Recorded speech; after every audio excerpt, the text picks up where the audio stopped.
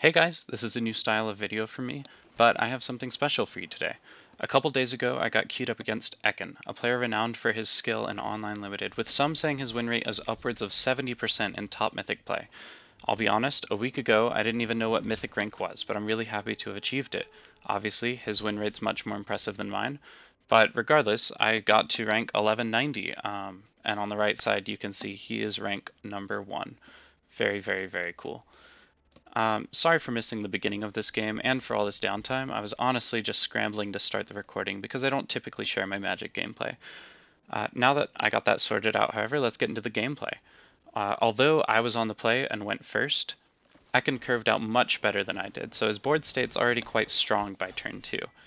As you can see, I was playing with a really sweet blue-green Manifest deck, and Eken was doing pretty well with a white-blue Eerie deck. Note that this was day 1 of Duskmourn on Arena, so the meta will likely change entirely even by this point. That being said, I think most strategies are viable, and I'm really enjoying drafting so far. Unfortunately for me, he has an unidentified hover ship to steal away my cryptid inspector. Sorry. I think that card's quite strong, especially with flying and the ability to crew any survival creatures. Luckily for me, I did have another Cryptid Inspector, as I think that's quite a strong card, maybe even the strongest card in my deck for a Manifest strategy. With Vigilance, you can get that thing pumped up quite large and swinging every turn with it. Also, unfortunately for me, he had a turn 1 Scrabbling Skull Crab, which I kind of didn't think was super impressive, but you'll see it's not just for show later in this video. This is a really fun game to watch with a really exciting finish, and I hope something can be learned from watching how Eken plays his cards out. And Eken, if you're watching, I'd really love to see your drafting perspective. I think most people could learn from it, especially with such an impressive win rate. Now, as we both curve out, he had the Gremlin card that gave him 3 lifelink and 3 1/1s on the board. You'll see later on his Gremlin Tamer causes 3 to turn into many more. As we play this out, though, my board state looks quite good. A 4/5 Cryptid Inspector with the face-down cards being manifested, even a Flying Manifest, and a Death Touch card to boot. Makes it quite a strong board to attack with. Now he exercises my Cryptid Inspector, so I've got 2 in exile, unfortunately. And he lays on the pressure with his Eerie triggers. He mills 2 of my cards, my Enduring Curiosity, unfortunately, and he gets to surveil while creating a Gremlin. I'd say my mana base is a little bit better than his right now, but I'm kind of out of cards. His Surveil trigger's quite good because it allows him card selection in the future turns. He's clearly thinking about it, but I think he makes the right choice. So as you can see, he's already at 13 life, but so am I. His board state's a little bit bigger than mine, but I think that's totally fine, since I have a flying card, and I can probably even flip up my second Manifest to show the survivor. As I was showing just a second ago, that Scrabbling Scroll Crab has an Eerie trigger that mills 2 of my cards. In a 40-card format, that's quite strong. So I just drew a Bashful Beastie, which is quite strong. Maybe I should have played it here, but I think it's pretty good to swing with the survivor and maybe flip it up for a trick. And as he tries to block with 2 of them, you can see it's not just a 2/2. So I'm going to flip that over, and it'll even give me the ability to gain 2 life, because at the beginning of my upkeep, at the beginning of my second main, it will be tapped. And life gain's quite strong. It's a good, almost like a removal there, just by flipping a card. So I quite like my board with the flying and Death Touch. So he plays a Fear of Falling. I assume he's surveilled to draw that. Not only is it an enchantment triggering his Eerie's again, but also it's a 4/4 flying, which is really hard for me to deal with. He's also going to attack with his unidentified hover ship that he can crew with just a Gremlin, or even his Gremlin Tamer, because he doesn't want to swing with that. But thankfully I can get rid of it. Now the card text for this card allows me to tap down my Cautious Survivor without even having to attack with it and deal quite a lot of damage.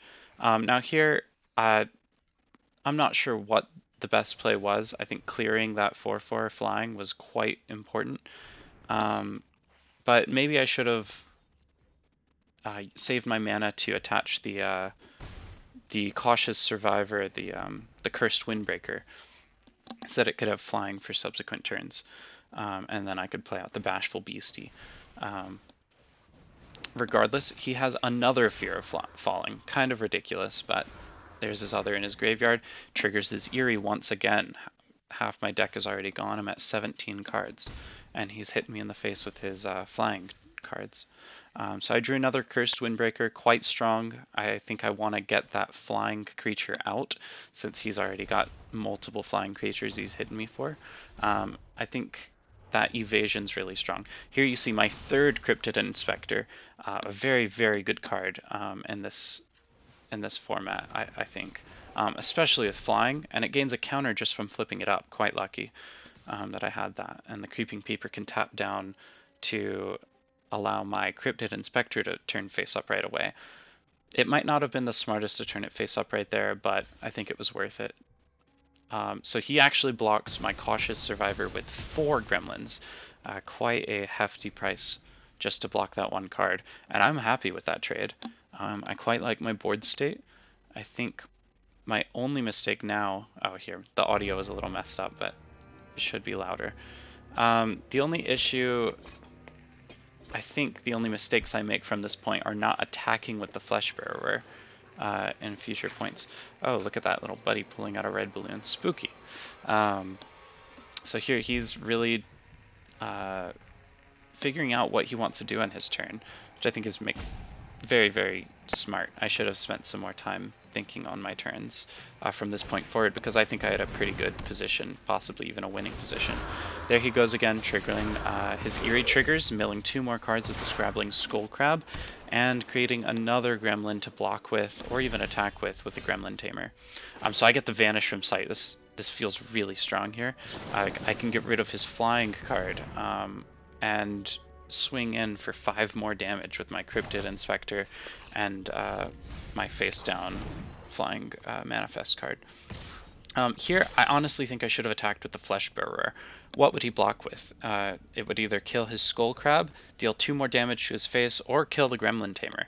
I think any of those options are better, especially judging that he's going to be able to attack with an unidentified hover ship and the Fear of Falling that he's about to draw in his next turn. And the Flesh Bearer can't block against those flying cards. Flying played a huge role in this game, and I think is really important in draft, any sort of evasion like that. So he's actually got 2 rooms and a lot of mana from his Smoky Lounge to be able to flip up those rooms, causing even more Eerie triggers. This makes me pretty nervous. As you can see, once he mills these cards in the bottom left, it'll tell me how much is in my library. I have 8 cards left in my library. That gives me just a couple more turns if he keeps milling me the way he is. And there he goes again. I go down to 6 cards. He makes a second Gremlin for the turn. And he creates a 4/4 flying, which is horrifying for me in this position. Honestly, at this point, I think I didn't have much chance to win, but if you can see a way I win from this position, please let me know. Maybe I should have attached the Cursed Windbreaker to the Flesh Bearer so I could block or attack with it. I'm not sure what the best scenario would have been. I was honestly just hoping to get my Cryptid Inspector up 1 more counter, but I didn't really have a good way of doing that. So I play out the Bashful Beastie here rather than equipping the Cursed Windbreaker, but I think I could have definitely changed the outcome of this game if I had not done that. I honestly am just impressed that I was able to get Eken, #1 player in the world for limited play, down to 4 health, and I felt like I was in a good spot at 13.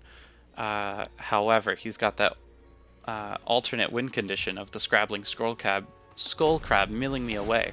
I think mill actually, while not usually being a strong strategy, in this format with Manifest and Delirium being so prevalent, it actually turns out to be quite strong, especially in the right deck for it. So you can see my library is disappearing so quickly. I'm down to 3 cards in my library, and if you didn't know in Magic, if you draw, or attempt to draw with no cards in your library, you lose the game. So here the Unnerving Grasp, I thought it was great to get rid of a flyer, but I'm not sure what I should have used it on. Here it does remove the card rather than returning it to his hand, which I think is pretty good, but it does force me to manifest getting rid of the rest of my library. I have to win on this turn. I might not should have played that card, but I thought the manifest with the Cryptid Inspector would get me there. I should have honestly just taken more time to think about how this would have played out for me. Here I realize it's game. I have nothing in my library. I've got to swing everything. My next turn I will lose the game. All seems to be lost here, and I think I could have won. Certainly leave a comment below if you know what I should have done differently to emerge victorious, as I feel like I was so close to the finish line here. With the identified hover ship, I think I didn't even realize that in the moment, but of course he can block with that. He just crews a gremlin, and here it doesn't matter what order. I drop a funny little line here. This town ain't big enough for the both of us, as if I'm on the same level as Eken. This is a classy man. He just ends his turn right away, letting me draw and die. Anyway, I hope you enjoyed that video. As you can see, I lost, but I went 4-3 with the blue-green manifest deck I was rocking. Sorry, 4-2 here. I think I might have lost the next game, but I hope you enjoyed. Have a good day.